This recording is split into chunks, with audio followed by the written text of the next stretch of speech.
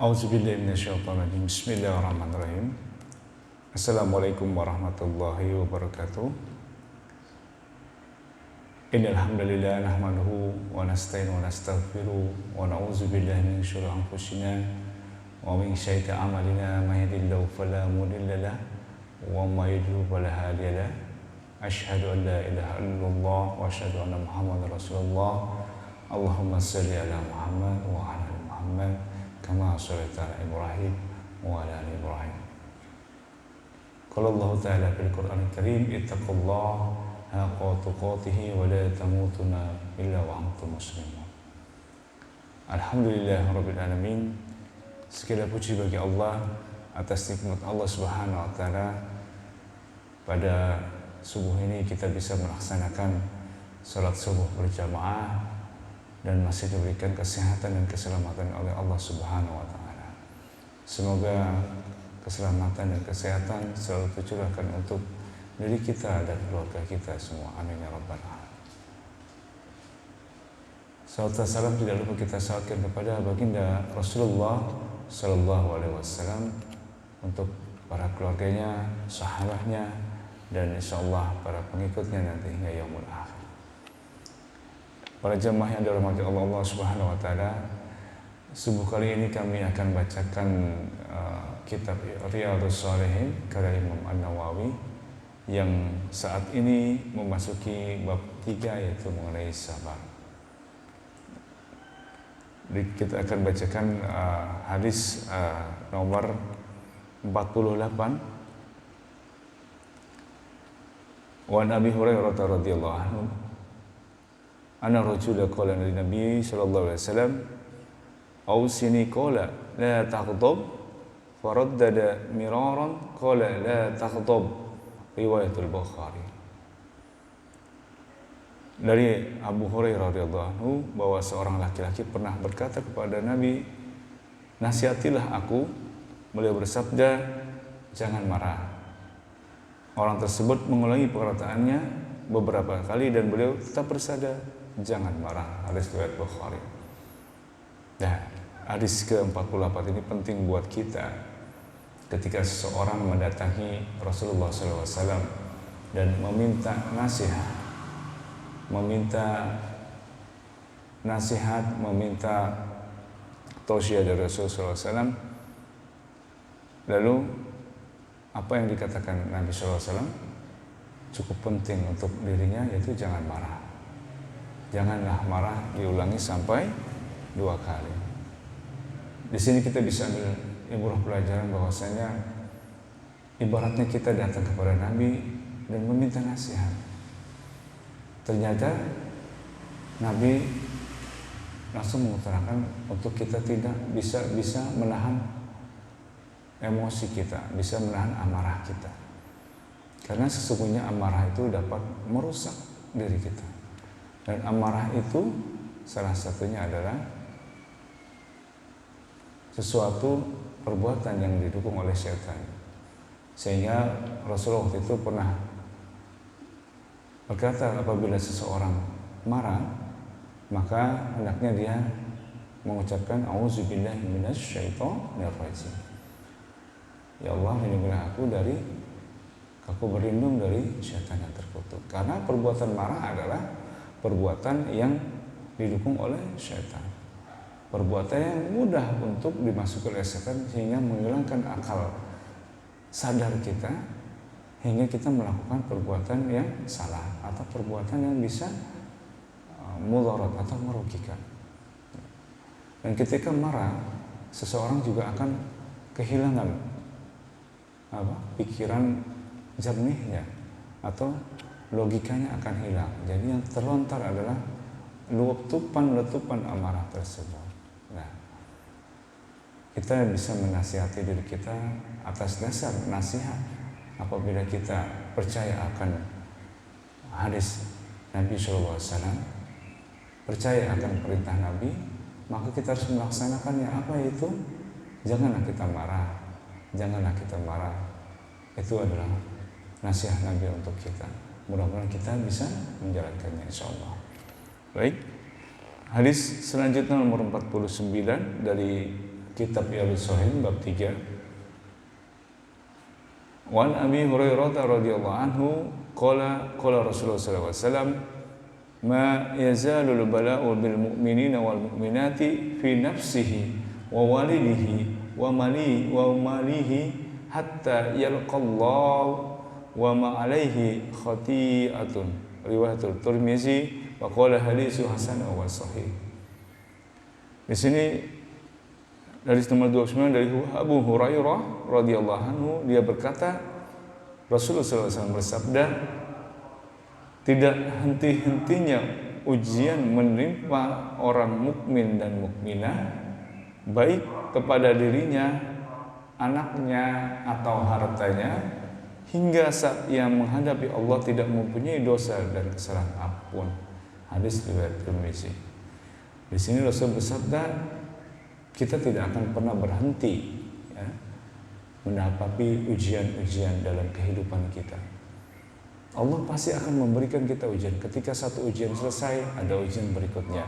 Ujian satu selesai, misalkan anak sudah besar, ada lagi ujian berikutnya. Seakan-akan tidak akan pernah berhenti ujian-ujian yang menghadapi seorang mukmin dan mukminah. Ya. Seorang mukmin dan mukminah. Ujian-ujian itu akan selalu datang di hadapan kita. Karena memang kita hidup di dunia untuk diuji oleh Allah Subhanahu wa taala.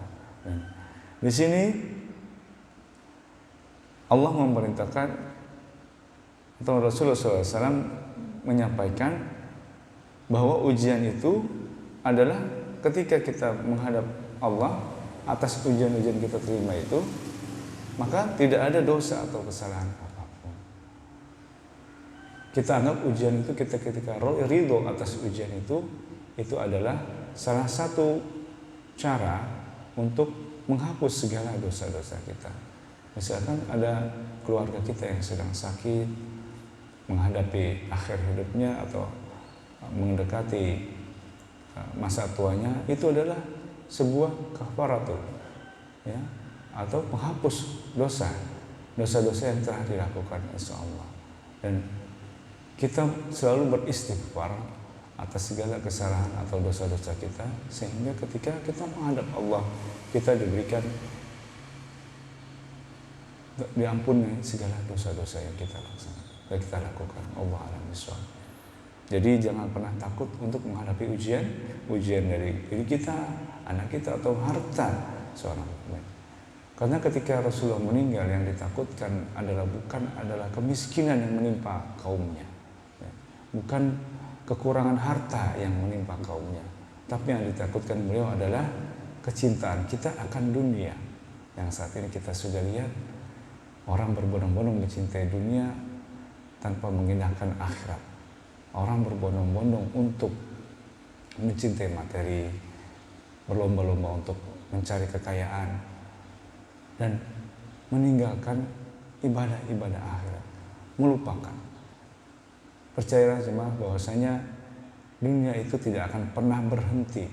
Dunia itu tidak akan pernah puas. Ketika gunung emas satu didapat, seseorang itu ingin lagi gunung emas yang lainnya.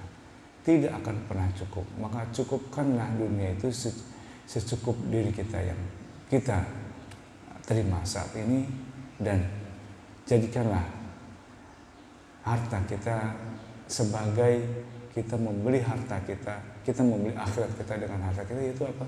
Dengan banyak mengeluarkan harta kita di jalan Allah Subhanahu wa taala, baik itu untuk sedekah, baik itu untuk yatim, duafa, dan lain-lain. Mudah-mudahan bisa bermanfaat. Baik, hadis nomor ke-50 kami bacakan artinya dari Ibnu Abbas radhiyallahu anhu. Dia berkata, Uyainah bin Hisn ketika datang ke kota Madinah singgah di rumah keponakannya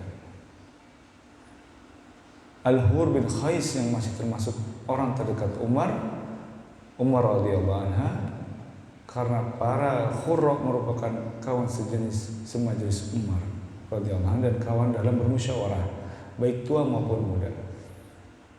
Maka Uyainah berkata kepada keponakan itu, "Hai keponakanku, kamu orang terdekat Amirul Mukminin, mintakan izin untukku agar bisa menghadapnya. Umar memberinya izin. Tak kala menghadap Amirul Mukminin, Uyainah berkata, wahai Ibnul Khattab, demi Allah kamu tidak pernah mencukupi kami dan tidak pernah memerintah dengan adil. Umar saat itu juga marah hingga hampir saja memukulnya. Tetapi Al-Hur, keponakan dari Uyainah ini, segera berkata, wahai Amirul Mukminin, sesungguhnya Allah telah berfirman kepada Nabi-Nya SAW, jadilah pemaaf dan suruhlah orang mengerjakan yang ma'ruf, serta jangan pedulikan orang-orang yang bodoh. Surat Al-A'raf ayat 199. Sesungguhnya dia termasuk orang-orang yang bodoh. Demi Allah, Umar berhenti ketika dia Al-Hur membaca ayat tersebut, dan Umar merupakan orang yang sangat patuh kepada kitabullah. Nah, di sini kita tahu bahwasanya ada seseorang yang datang, ya, langsung berkata kepada Umar bahwasanya dia bukan pemimpin yang baik, dia tidak pernah mencukupi segala kebutuhannya dan lain-lain. Dan saat itu Umar marah, tapi ketika marah tersebut dibacakan ayat Quran bahwasanya kita harus berbicara dengan seseorang dengan ma'ruf, dengan baik, dan menjadi pemaaf.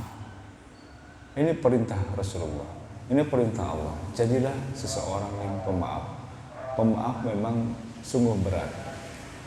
Memaafkan itu bukan sesuatu yang mudah. Tapi jangan sampai gara-gara kita tidak memaafkan seseorang, jalan kita menuju surga Allah, sesuatu yang besar tersebut menjadi hambatan terbesar kita untuk menuju surga Allah. Dan jangan jadikan rasa dendam dan kesal dan rasa tidak memaafkan itu menjadi sandungan kita menuju surga Allah. Ketika kita sudah beribadah dengan rajin, kita sudah sholat tahajud, membaca Quran, bersedekah, dan tiba-tiba amalan itu harus dikurangi dengan kita mempunyai rasa dendam atau rasa tidak memaafkan terhadap orang lain. Dan itu menjadi poin penting buat kita untuk selalu menjaga diri kita, hati kita supaya bersih dan untuk tidak marah dan saling memaafkan dan berkata yang ma'ruf, berkata ma'ruf dan yang baik. Dan satu lagi dalam Al-A'raf ini, jangan pedulikan orang-orang yang bodoh. Orang-orang yang bodoh itu yang selalu seperti Uyainah ini, yaitu selalu menceritakan sesuatu yang tidak nyata ataupun menfitnah, ya. Orang yang bodoh itu selalu menfitnah kita, selalu membicarakan keburukan kita, dan Allah memberikan untuk tidak mempedulikannya, dan kita menjadi orang pemaaf dan berkata ma'ruf, ya. Baik, hadis nomor 51. Wa Nabi Mas'udin anna Rasulullah sallallahu alaihi wasallam qala innaha satakunu ba'di ayasyaratun wa umuru tunkirunaha. Qalu ya Rasulullah kama ta'muruna qala tu'adduna haqqa allazi alaikum wa tas'aluna Allah allazi lakum muttafaqun alaih. Dari Abdullah bin Mas'ud bahwa Rasulullah bersabda, Abdullah bin Mas'ud radhiyallahu anhu, Rasulullah SAW bersabda, akan terjadi sepeninggalku nanti monopoli, mengkhususkan sesuatu untuk diri sendiri, monopoli, dan beberapa hal mungkar yang kalian pungkiri. Sahabat bertanya, wahai Rasulullah, apa yang engkau perintahkan kepada kami jika mendapati hal itu? Nabi menjawab, laksanakanlah kewajiban kalian dan minta kepada Allah sesuatu yang merupakan hak kalian. Di sini digambarkan setelah meninggal Rasulullah akan terdapat monopoli.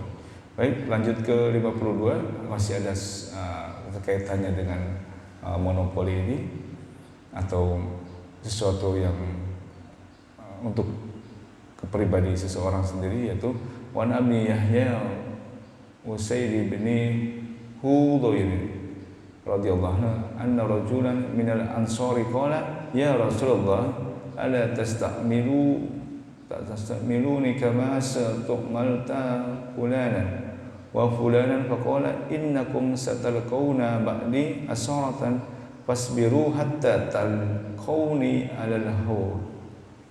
Muttafaqun alaih. Dari Abu Yahya Usaid bin Hudayr radhiyallahu anhu berkata bahwa ada seseorang sahabat Ansor berkata, "Ya Rasulullah, maukah engkau mempekerjakan aku sebagaimana engkau mempekerjakan fulan?" Nabi bersabda, "Sesungguhnya sepeninggalku nanti kalian akan mendapati monopoli orang-orang yang mementingkan diri sendiri. Maka sabarlah kalian hingga kalian bertemu denganku hari kiamat di telaga surga." Ini kita hadis mengenai kondisi saat ini, bukan saja kondisi ketika Rasulullah sepeninggal beliau meninggal ya. Dalam kata-kata ini akan terjadi monopoli hingga kalian bertemu denganku hingga hari kiamat di telaga surga. Dan ini adalah yang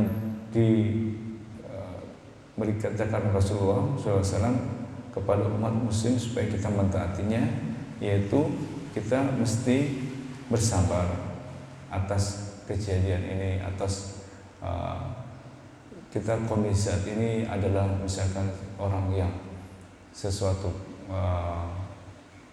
kaum bisa menguasai monopoli perdagangan dan politik dan ekonomi dan lain-lain, sehingga umat muslim saat ini semakin tergencar ya.